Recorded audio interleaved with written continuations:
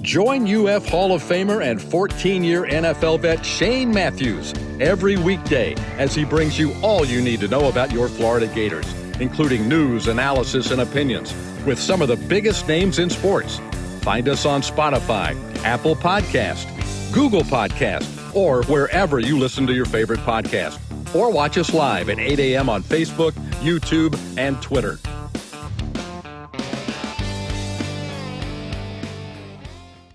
Good morning. Welcome to a Thursday edition of the program. It's Pot Up with Matthews in the morning from the Crime Prevention Security System Studios. Large enough to serve you, small enough to care. It's Thursday. That means we'll have our college football analyst, Brent Beaird. He also voted for the Heisman Trophy. We'll talk a little bit about that. And then we will discuss a little Lady Gator volleyball. They're playing the Sweet 16 this afternoon up in Madison, Wisconsin. We'll have Tom Collett, the voice of Gator Volleyball, join us about 8:30-ish. Let's head to the Titan MR hotline. Well, if you missed it last night, Gators get blasted in the O'Connell Center. It went exactly how I thought it would. I've seen UConn play. We had zero chance going to that game. I know it sounds terrible. I have no problems with our basketball team. Quite honestly, UConn's better than we are at every position, and we won't have one player that could start for UConn. That is a Final Four team for sure. And as Andy says here, my beloved Creighton Blue Jays would have a problem. They do, but they match up a lot. Creighton's better than we are. So Creighton, and it'll be Creighton and UConn in the Big East for sure. Let's head to the Titan MR hotline. I'm sure Brent watches the Creighton Blue Jays a lot in basketball. Good morning, Brent. How are you? Morning, Shane. I'll echo what you say about UConn. UConn's a top 5 team and very much a Final Four team. They are just when you watch them play, it's a basketball clinic is what it is in terms of rebounding, defense, and all phases of the game. So the Gators have nothing to be embarrassed about. Last night with UConn, they are that good.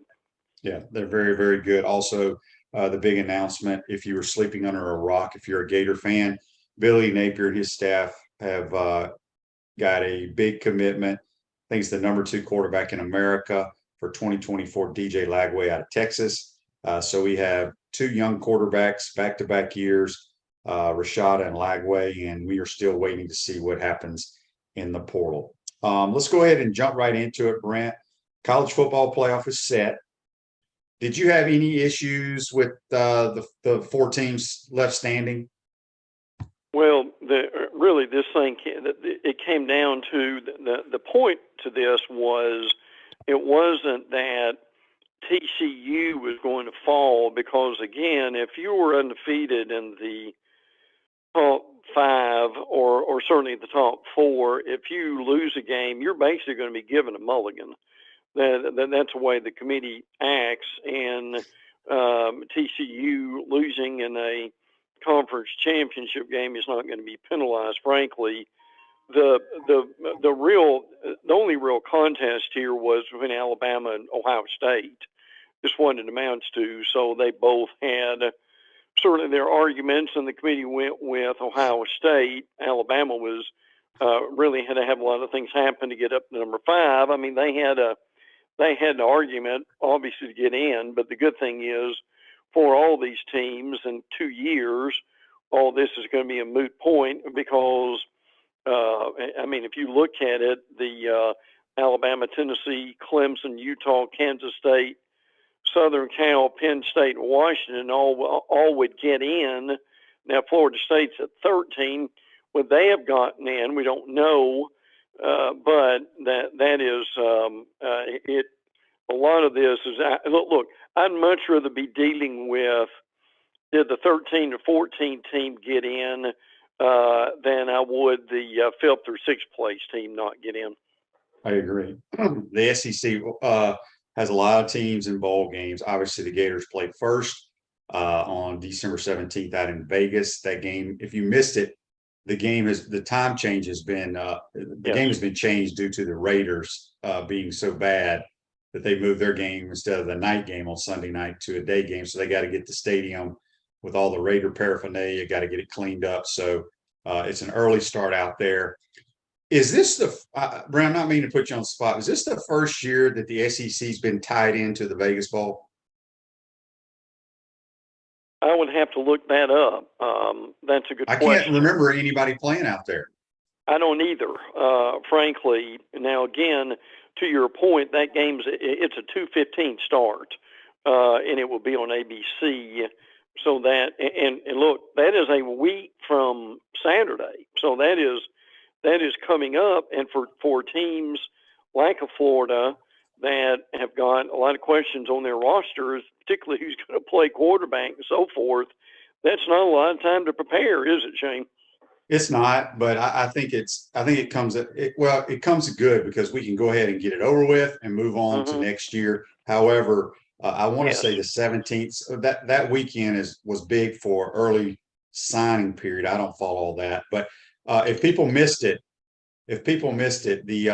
the broadcast crew, obviously Sean and I will be on air. There'll be an early call out there. You're welcome to listen to us, but everybody's always bitching and complaining about who does our games. Well, you get Dave Pash, Kirk Herbstreit, and Pat McAfee are doing our game. Think about that. So it'll be interesting because Pat McAfee, he's a character now. Do any of these games that the SEC's involved with intrigue you at all, Brent? Well, sure. I mean, the game here in the Gator Bowl with Notre Dame in South Carolina, as far as two tradition-laden teams, that may sell out. Frankly, that's one of the best matchups that we've had here in quite a while. The Iowa plays Kentucky. Kentucky will be without Will Levis, who's going to the NFL. Shane, that thing may be 12-9 or something like that. I tell you frankly, what, that's going to be so damn boring. I mean, can you imagine sitting in the stands? Where are they playing again? Is that Music City? It's Music City Bowl, yes. Could you imagine on December 31st, because you never know the weather in Nashville, it could be 15 degrees and snowing, and have to sit there and watch Iowa and Kentucky play offense. Oh, yeah, absolutely. Now, Texas Tech and Ole Miss is a different story. That's in the Tax Act Texas Bowl. That could be 51-50 type thing, frankly. So, and you've got teams like Missouri playing Wake and Sam Hartman.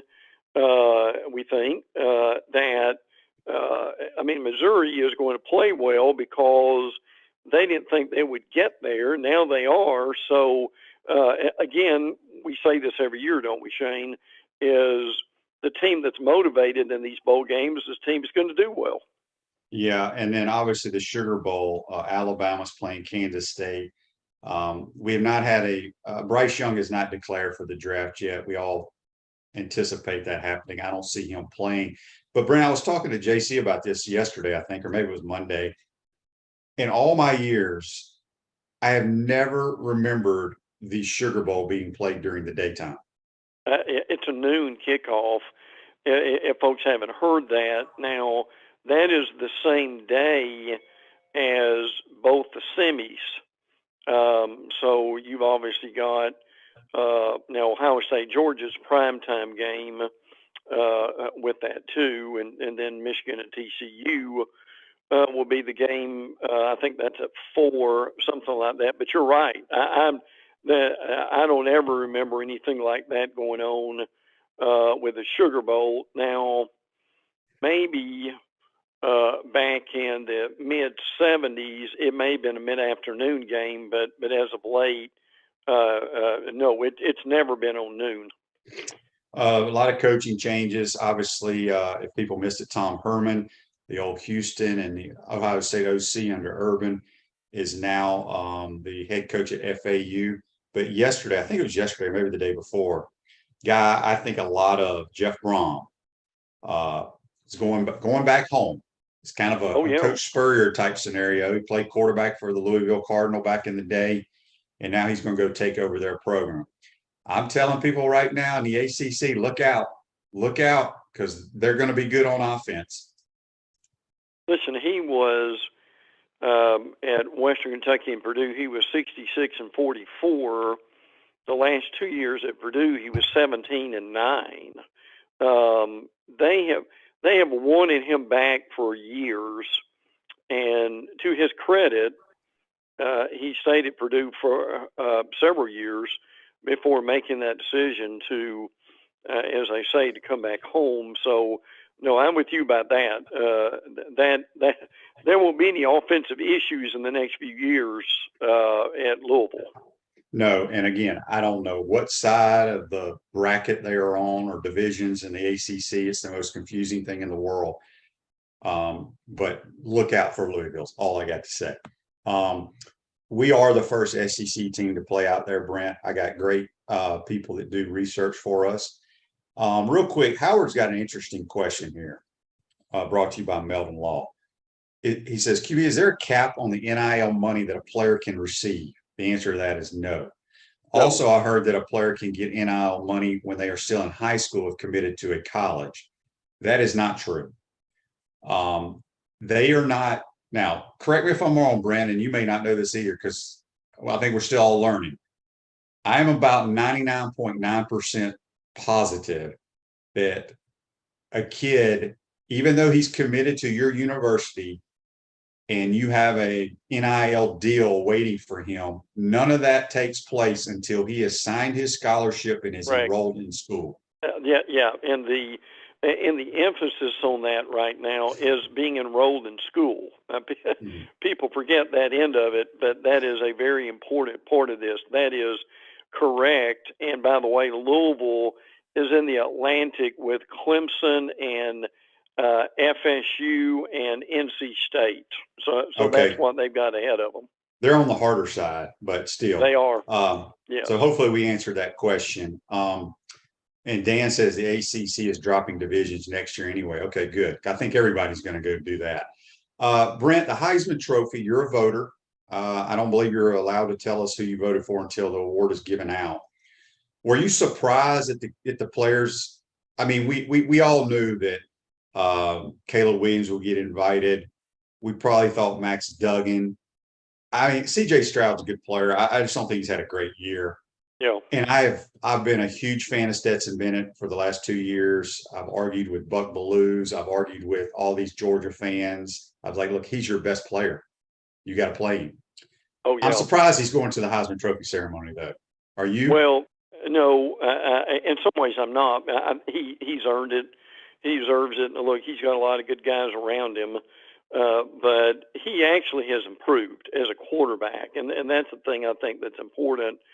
Now, the two guys who weren't invited, Bryce Young and Hendon Hooker, I still thought they should have gone.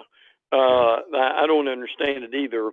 Let me tell you something about now. Caleb Williams might win, but let me tell you something that's hurt him badly. And I'm going to be interested to know if this actually comes out and if much is made of it. But you probably remember in the USC Utah championship game, Caleb Williams on his fingernails has got, and I'll clean this up, but he's got F Utah on his fingernails. Now, he also did the same thing when they played Notre Dame. He does it for every game, apparently, is the word. Well, here's a reality.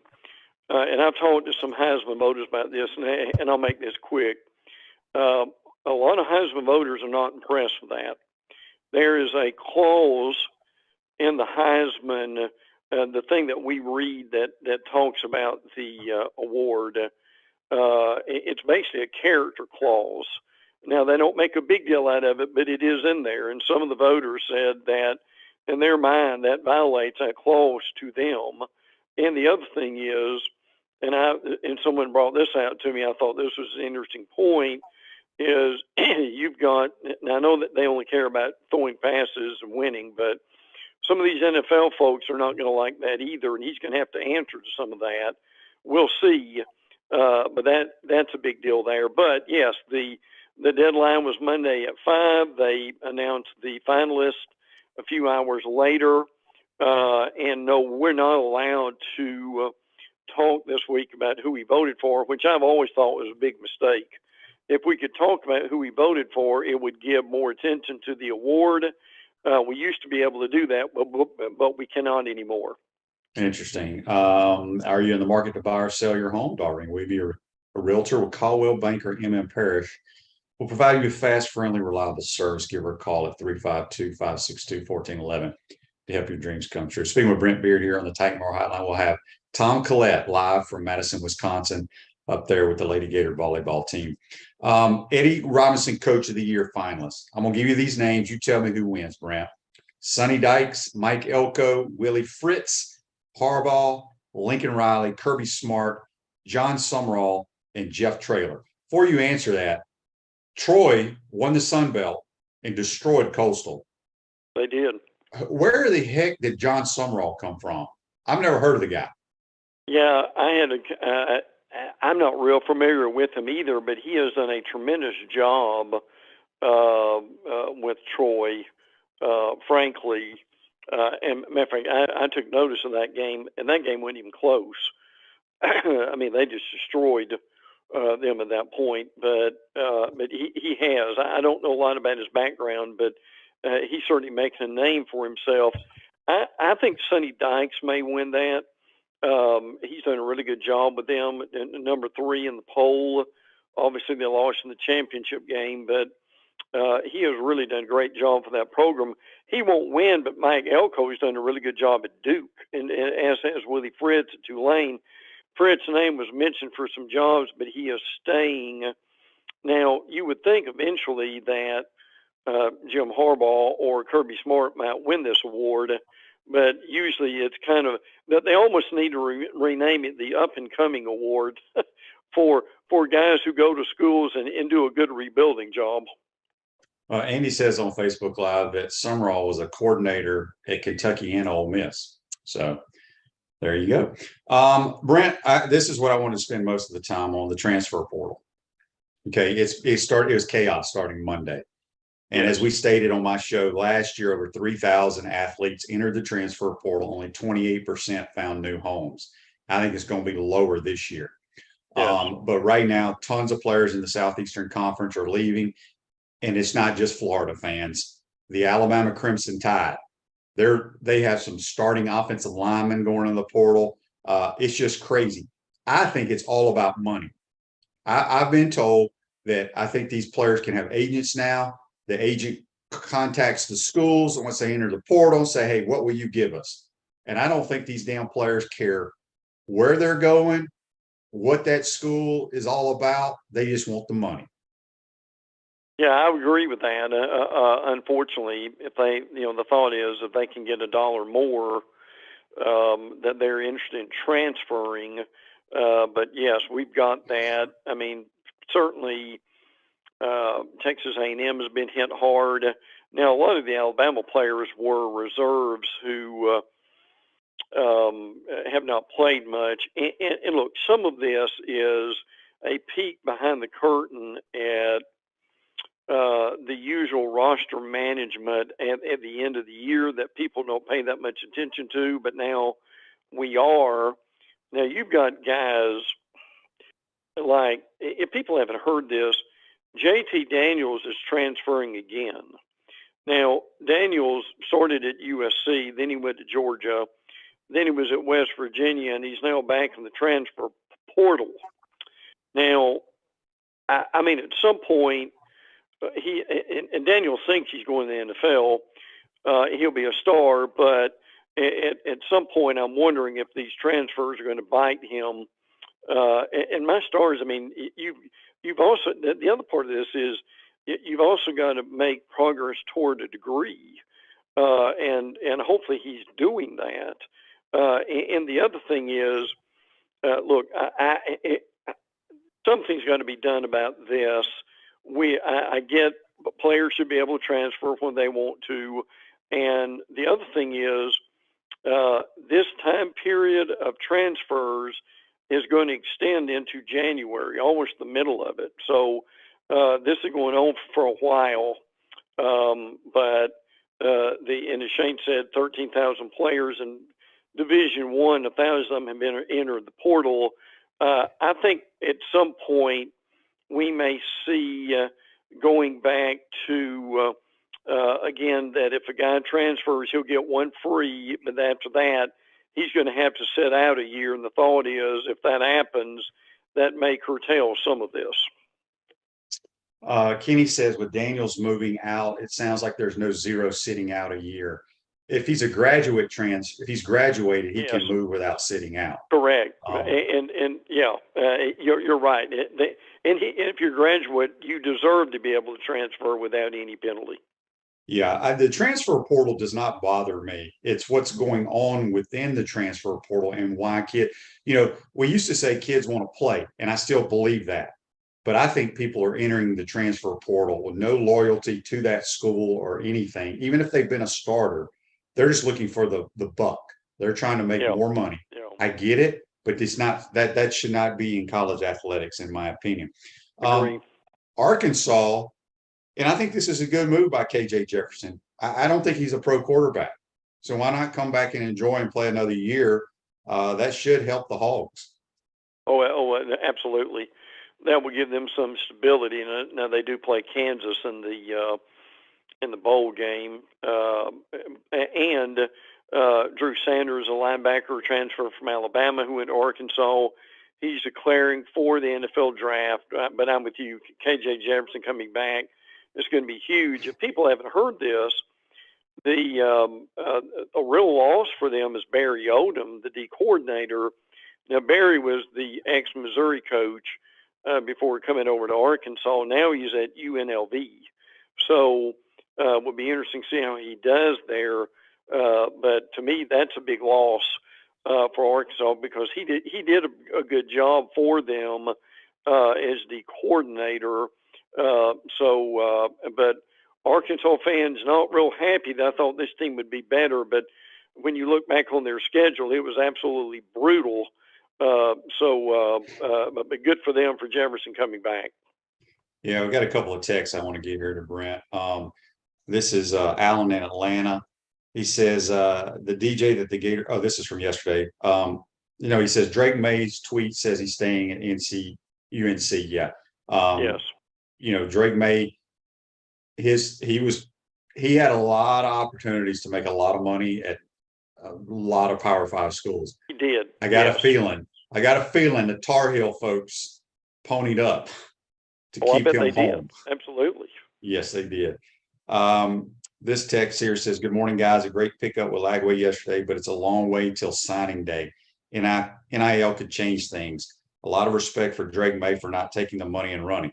Well, Daryl, I agree with that, but I guarantee you Drake May is getting some money. Yeah, and it's probably a lot of money. But he's Tar Heel through and through, and I don't blame him. This is from an anonymous texter. It says, "Shane, have you heard anything about who is starting for us in Vegas?" Jack Miller. I'm hearing that Miller is still hurt in the walk-on. No, Jack Miller. Jack Miller will be your starter. I believe Max Brown will be your backup, and Kyle Engel, the walk-on, who this is his last year, who's been with the program and does a good job in his role. But Jack Miller, here's what I was thinking the other day, Billy, Brent. What if Jack Miller goes out and throws for 400 yards? Yeah, absolutely. Well, here's the problem. Because we all know that they're still in the portal, or they're waiting for people to go into the portal. Yes. To come play quarterback for the Gators next year. Mm-hmm. Okay, so whether those players that they're eyeing they're going to play after the Gators in their bowl games. So I don't think they're in the portal yet. That's what I'm saying. What if Jack Miller has this crazy game, and then does that change the thought process of those kids that have ties to possibly going to play quarterback for the Gators? It's a weird dynamic going on. It is. You know what I'm saying? It is. Yeah. And what if Max Brown gets in and he does well? That's the thing we don't know. into your point, what if Miller goes in, really does a good job? He has that on film, and other people are looking at it. So, I mean, they basically the only game in town on that during that time period. So there'll be a lot of people watching that game. Yeah, I mean, for Jack Miller, you play great. You're going to have plenty of opportunities to go elsewhere, or you have an opportunity to be the quarterback at Florida. That you may have the opportunity. You just screwed who the coaches wanted out of the portal. Yep. So it's all crazy. Brent, give us some nuggets. I mean, there's a ton of things we can talk about. Give us some nuggets here before we get you out of here. Yeah, I'll be glad to do that. The Georgia actually is losing a transfer. You don't see this very often, but Bill Norton, a defensive lineman, has entered the portal, 6'6", 300, 12 tackles over 4 seasons. So he obviously hasn't done a whole lot. LSU is playing in the Cheez-It Bowl against Purdue, who frankly played well against Michigan for a while. I think the thing we need to know about LSU is Kayshon Boutte is coming back for his senior year. Jack Besh, one of the other wide receivers, is going to the transfer portal. They've got a good group of receivers coming back, so they will be fine. Kentucky plays Iowa. We mentioned this a little bit ago. Rashawn Lewis, wide receivers, entered the transfer portal for Kentucky. Mike Drennan II has done the same thing at Mississippi State. They play Illinois in the ReliaQuest Bowl. So the interesting, Dylan Johnson is a running back for Mississippi State who is in the transfer portal. He actually tweeted this out yesterday with his announcement, quote, "Since I am not very tough and Mike Leach is glad that I'm leaving, I will be entering the portal with the hopes of finding a more fit playing environment for me." You ever heard anything like that, Shane? No. So obviously they got sideways with each other. Emmanuel Forbes, who I think is the best defensive back in the league, probably besides Jalen Catlon, when he's healthy at Arkansas, is announced for the draft. So he is moving on. Missouri plays Wake in the Gasparilla Bowl, and believe me, they were glad to be able to be there. Wake led by Sam Hartman. There's a lot of rumor about Sam Hartman might be in eventually the transfer portal. We will see. Defensive back Jelani Williams from Missouri is entering the transfer portal. Ole Miss playing Texas Tech. So you can watch for that. We mentioned South Carolina. Now, one guy that a lot of people are going to be wanting, J.M. Bell, who's the tight end at South Carolina, is in the transfer portal. He is a potential All-American if people use him correctly. So keep your eye on that for teams who are looking for the transfer portal guys. Tennessee plays Clemson in the Orange Bowl. Alex Golish, their offensive coordinator, is the new South Florida coach. People may have missed that with all the shaking and the moving. You and I can have another 30 minutes, and it would take that long to tell people how many players are transferring from Texas A&M. One of them is Haynes King, the quarterback. Tunmise Adeli, the edge rusher, is also doing the same. Ish Harris, their true freshman linebacker, is transferring too. So anyway, that basically is what's going on. Just a few nuggets real quick. So, but again, Shane, we've never had the volume of changes that we've had during this time. It's been amazing. And I mentioned the transfer portal. It is open through January the 18th. So Shane, we've got about a little over a month of this remaining. Okay. Yeah. I didn't realize this, but there's two things that stood out to me that's happening at LSU. Kayshon Boutte is staying, which surprises me. He's going to return for his senior year. And then Jack Beck, who's a really good wideout, is going into the portal. Keep an eye on him, Gator fans. He's a good player. So he is. You never know what might happen there. We had a couple people on Facebook Live asked Brent if you're going to any bowl games. I would assume you go to the Gator Bowl. Yeah, I'd like to, and I'm looking at some others. I was hoping Florida would play in the state because I really wanted to go there. I may go to Florida State's game too. So we will see. But that's a lot of fun, and hopefully if guys can get their family and go to some of these games, they would enjoy that. I mean, Orlando's got about at least 2 or 3, so a lot of them are within driving distance, and some of them are pretty good games. Yeah, no doubt about it. Brent, good stuff as always, my man. We'll talk to you next week. Good. Look forward to it, Shane. Take care. That's Brent Beaird, our college football analyst. Join us on the Titan MR hotline. Before we go to break here, let me get to a couple of these text messages.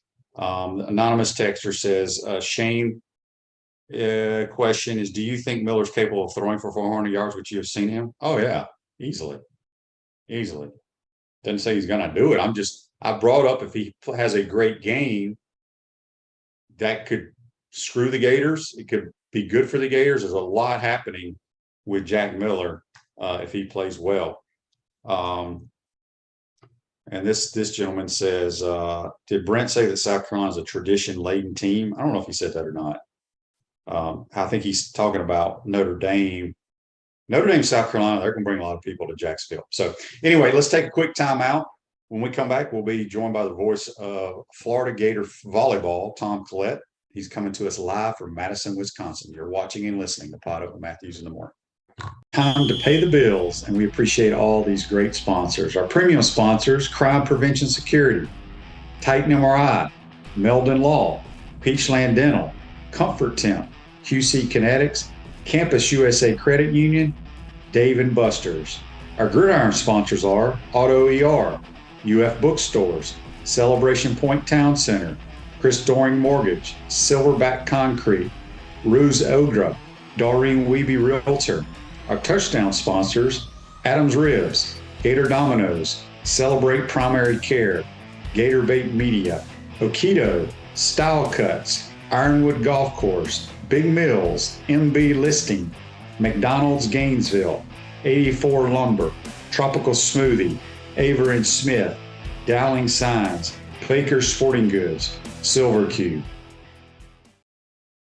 Welcome back to the Crime Prevention Security System Studios, large enough to serve you, small enough to care. Celebration Points, where the Gators go to celebrate, with premium brands like Nike, International Diamond Center, Dave & Buster's, Palmetto Moon, Escape Apology, Visors Rooftop, and the HBC's restaurant. Spurrier's Gridiron Grill, the #1 celebrity polished casual restaurant in America. We'll see you at Celebration Point, where the Gators go to celebrate. We're going to head up to Madison, Wisconsin. We're joined by the voice of Florida Gator Volleyball, Tom Collett. Good morning, Tom. How are you, buddy? Good morning, Shane. Good to be with you this morning. A little chilly here in Madison. What is the temperature there? It is in the low 30s. I haven't checked the current temperature, but we got here last night. It was 30 degrees and 90% chance of snow tomorrow. So if the Gators can win in advance and play Saturday, we'll go out and play in the snow. Well, good thing y'all are playing indoors. Speaking of that, first of all, let's go back. I got a couple questions about where y'all are playing. But last week, beat Iowa State and FAMU to move to the Sweet 16. Just your assessment, how they played. Did they play really well, okay, or just good enough to advance? Against Iowa State, they played one of their best matches of the year. Count that up there with the Kentucky first match where the Gators swept the Wildcats when they split the series earlier in the regular season. Just a great, diverse offense. And defensively, Shane, they touched a lot of balls on the block. Iowa State, a terrific offensive team, the only team to beat the #1 seed Texas this year. And Iowa State did that on their home court earlier. So the Gators really turned in a complete performance against Iowa State, and they've really served the ball well as well. So that makes it tough for the opposing offense, in this instance, Iowa State, to run their offense because they're scrambling to make plays. So the Gators advance. I always want to call them the Lady Gators, and I can't do that anymore. The Gators advance. They're up in Madison, Wisconsin. Obviously, we know earlier in the year, upset the #1 team in America in the largest crowd ever watched volleyball. That was in the Kohl Center. Mm-hmm. For some reason, and I was asking you before you came on air, why are they playing in the UW Fieldhouse? And I'm sure it's a decent arena, but why are they doing that? It's an older arena. I've been there before. I've sat 40 feet above the floor to broadcast in that arena before. It is the University of Wisconsin's Fieldhouse. They own that facility. The Kohl Center, of course, is a huge, massive, beautiful arena here in Madison. I got to call a match there when they played, the Gators did, in the NCAA national semifinal against Long Beach. That was in 1998. That's when Misty May played. That's a long time ago. But it's not owned by the University of Wisconsin. So they're hosting in their arena. It's an older facility, not a lot of room courtside, very intimate facility, but a big, massive facility. As I said, I'll be about 40 feet up above the floor with my broadcast partner, Josh Crow, to call the match. And it'll be chilly up there in the rafters. Well, you got to bundle up. What can you tell us about the Pitt Panthers? Pitt Panthers, they are the co-champions of the ACC. This is a team last year that went to the NCAA Final Four, losing to Nebraska in a national semifinal. But it's a team that is an offensive-oriented team. Looking at what they have done so far, they have won their 2 matches like Florida, 2 of 9 teams that haven't dropped a set through the first 2 rounds. And this Pitt team, as are many teams, Shane, in this tournament, in this new era of college athletics, that has loaded up with players in the transfer portal. Courtney Bizzario is the player to watch. First team All-ACC, first team East Coast region, and also the player of the year in that region. And she just had a fantastic match last time against Pitt. She had 23 kills against BYU. That's a Pitt record in the NCAA tournament. So she is a transfer that came in from Iowa. She has added an offensive boost to this team. They are 17.3 kills per set through the first 2 rounds. That's the best in the NCAA. So this is a team that can light it up offensively.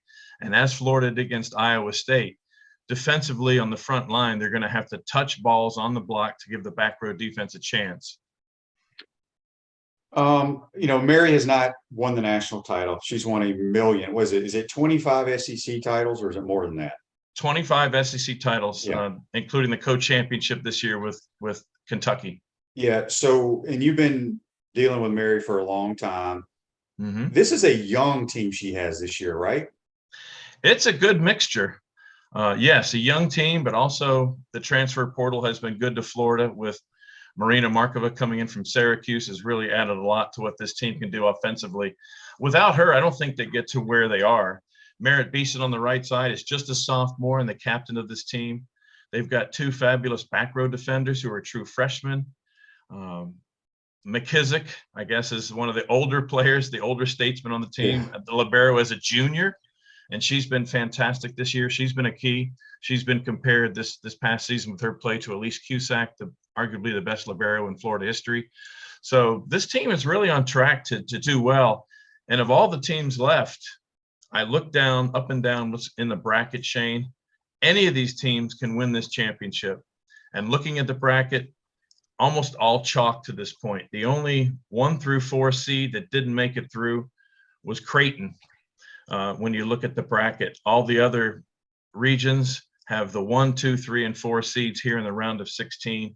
And mentioning Creighton, they were beat by Auburn in the opening round as the SEC got 7 teams in to the tournament for the first time, and the SEC went 6-1 in the opening round. So quite a great representation for the Southeastern Conference and what has been elevated in this league, led by Mary Wise, now in her 32nd season, and of course Kentucky and Craig Skinner, who is now, I believe, 21st season there in Lexington. At Chris Doring Mortgage, they do mortgage lending right, helping home buyers throughout Gainesville and North Central Florida. Call Chris Doring Mortgage today at 352-244-0840. Speaking with Tom Collett live from Madison, Wisconsin on the Titan Moore Hotline. He'll be on the call today, and we'll find out how you can listen to all that here in just a second. We had a couple of questions on Facebook Live. I think it was Andy asked, who in your mind is the greatest Gator volleyball player of all time? Well, it's a toss-up between 2 players. I'll have to say it is Aldi Cruz, though, who led that team to the 2003 national championship match before they succumbed to USC. Outside hitter from Puerto Rico, was still playing professionally as of last year. Just an incredible all-around player.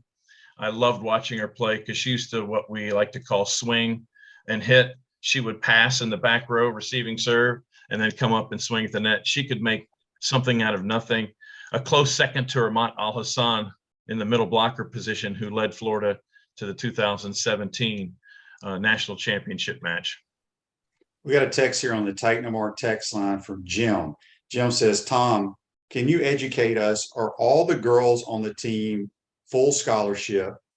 And do you think NIL is going to play a big part in volleyball moving forward? NIL is making a huge impact across the collegiate landscape. As far as the scholarship numbers, I will have to research that, and I will mention that during the broadcast tonight.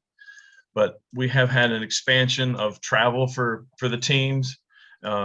And Mary credited this. We had the show there at Spurrier's Gridiron Grill on Monday night, where, if you remember, during the COVID situation, the NCAA basketball tournaments, there was an NCAA women's basketball player who tweeted out that, hey, we're not getting the same treatment as the men. We're not getting the same facilities. We're not getting the same weight rooms.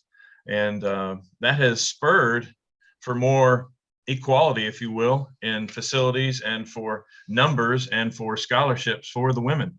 So that's been a good thing. Mary says, if we can piggyback on what women's basketball did to spur on some change, we're all for it. Another text here on the Titan MR text line from Sharon. Sharon says, Tom, do you think Mary's going to hang it up anytime soon?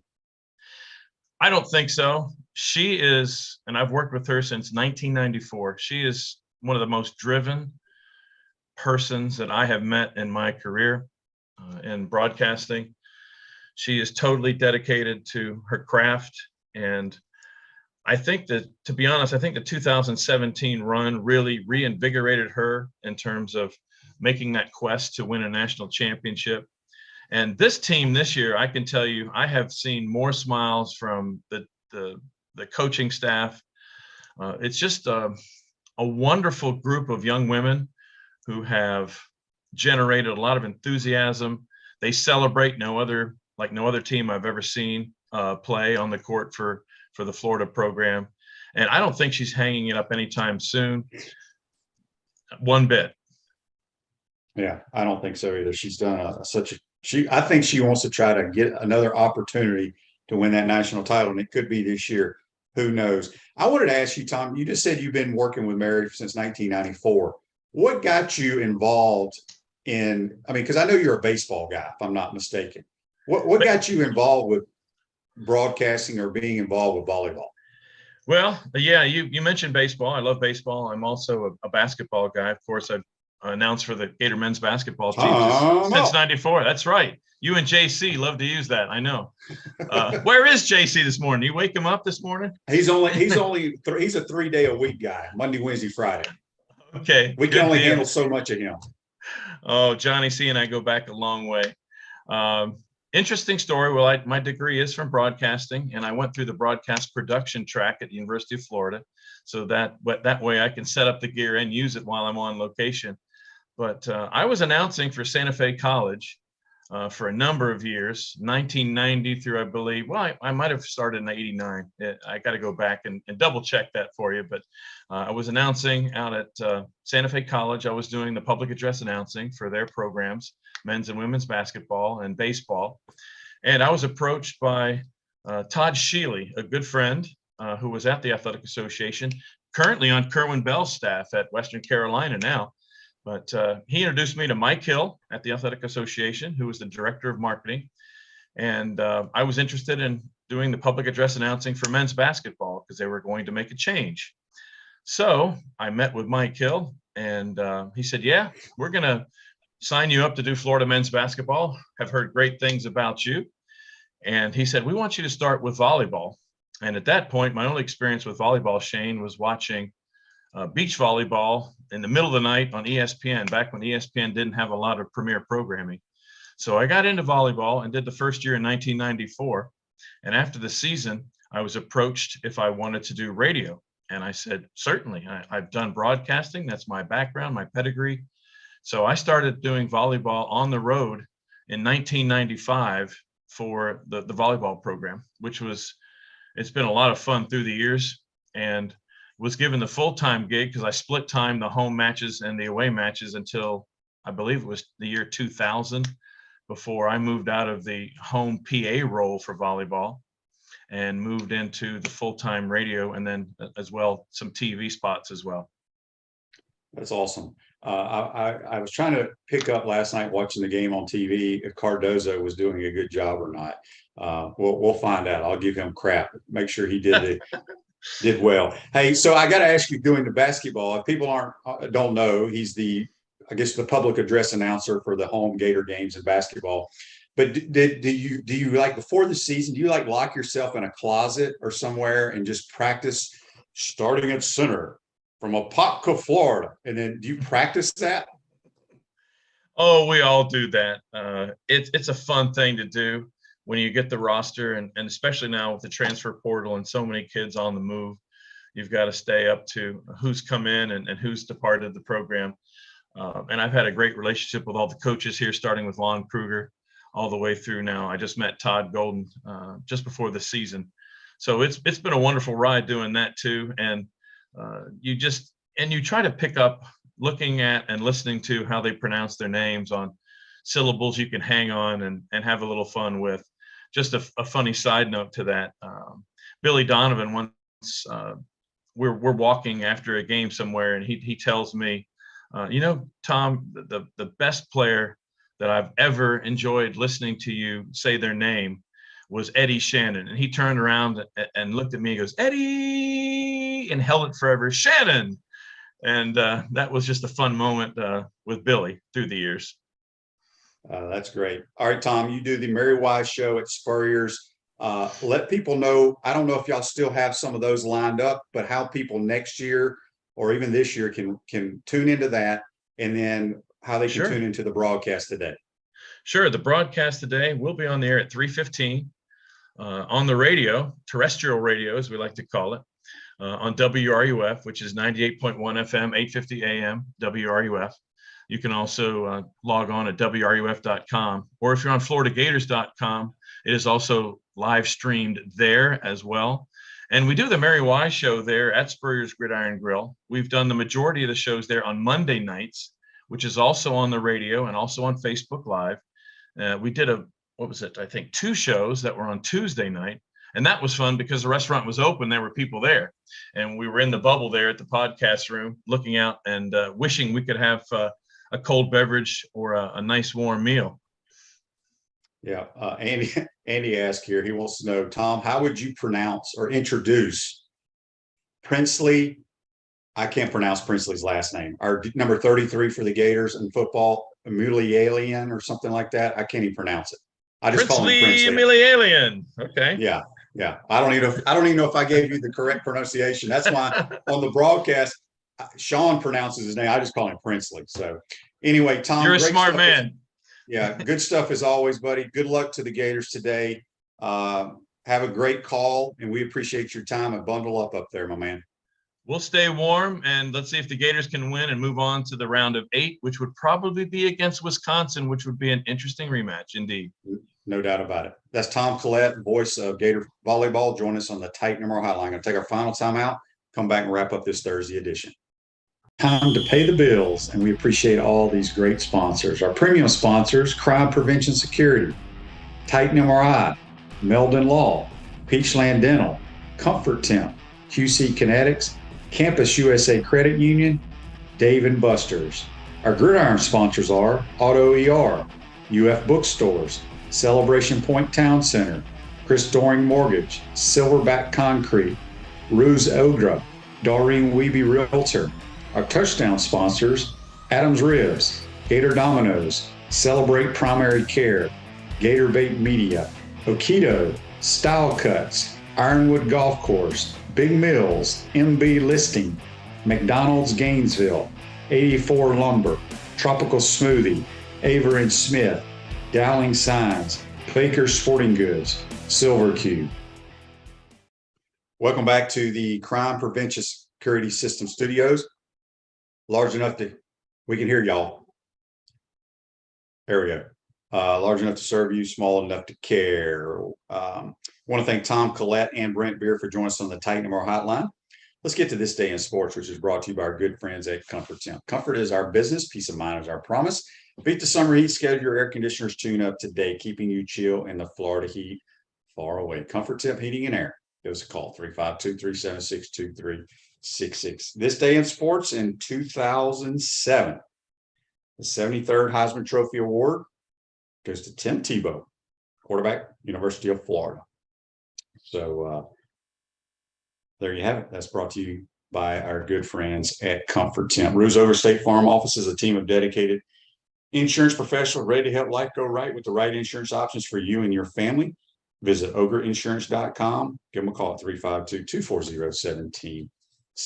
Greg says, I don't even know how many players are on a volleyball team. Greg, they are outstanding. It's action-packed. It's very similar to softball, fast-moving. But tune in. I think the game's on, somebody said on ESPNU as well. But you will enjoy it. So good luck to the Gator volleyball team and Mary Wise up in Wisconsin. It's not going to be easy. Especially, it seems like we always get stuck early playing Wisconsin somehow, some way. But we got a couple of texts here on the Titan Tomorrow text line I want to get to before we get out of here.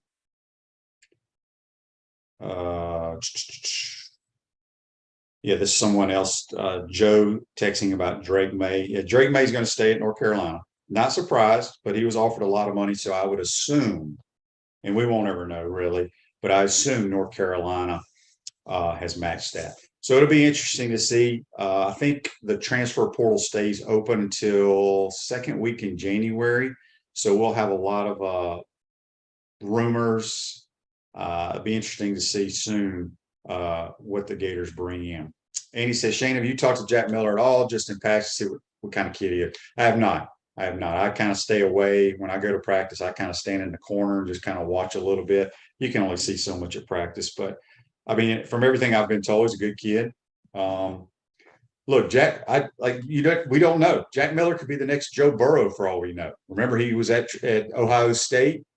We'll see. I don't know how much his thumb's bothering him, but he's throwing the football. So hopefully he plays well for us in Vegas. Greg says, how does Rashada compare to Lagway? I'll be honest with you, I've never seen either one of them play, Greg. I did text a buddy of mine that's really big into recruiting. And what he told me, let me see if I can find that text. I'm just going to read it verbatim. Where is it? I may have deleted it.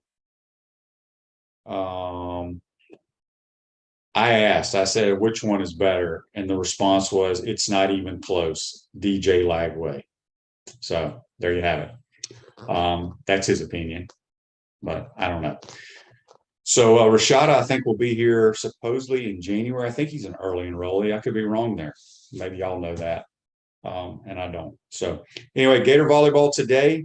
Basketball, if you missed it last night, got blown out. Not surprised one bit. Not one bit about what happened against UConn. UConn is that good. Hope you enjoyed today's program. Make sure you tune in. Tell all your friends and family to join our programs. We appreciate you listening and participating. Have a great day, folks. See you tomorrow.